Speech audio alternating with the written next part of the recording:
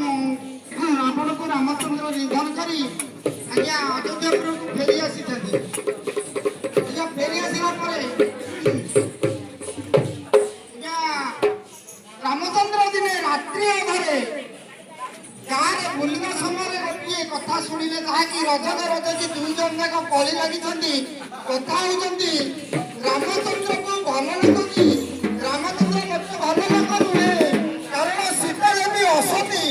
ସିଏ ରାବଣପୁରର 14 ବର୍ଷ ରହିଛି, ସିଏ ଆଣି ପୁଣି ତାକୁ ଘରେ ରଖିଛି।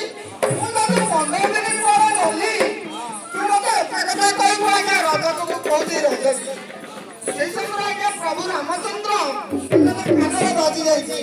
ବାଜିବା ସମୟରେ ଆଜ୍ଞା ପ୍ରଭୁ ରାମଚନ୍ଦ୍ର ଦିନେ ଲକ୍ଷ୍ମଣକୁ ଡାକି କହୁଛନ୍ତି, ଭାଇ ଲକ୍ଷ୍ମଣ, ସତରେ କଣ ମୋ ସୀତା ଦେବୀ ଅସତୀ? ଏ କଥାକୁ ଶୁଣିବାକୁ ପାଇଲି ମୋ ସୀତା ଦେବୀ କଣ ଅସତୀ?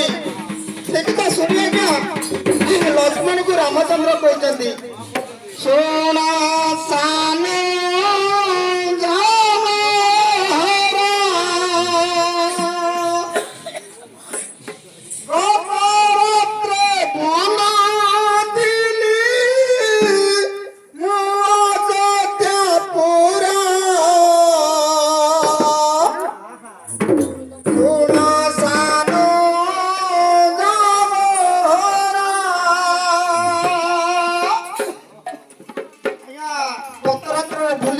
ଲକ୍ଷ୍ମଣକୁ କାନ୍ଦିକି କହୁଛନ୍ତି ପ୍ରଭୁ ରାମଚନ୍ଦ୍ର, ଲକ୍ଷ୍ମଣ ତୁ ସୀତା ଦେବୀକୁ ନେଇକି ଘର ଜଙ୍ଗଲ ଭିତରେ ନେଇକି ଛାଡ଼ିକି ଆସିବୁ, କାରଣ ସିଏ ଅସତୀ ବୋଲି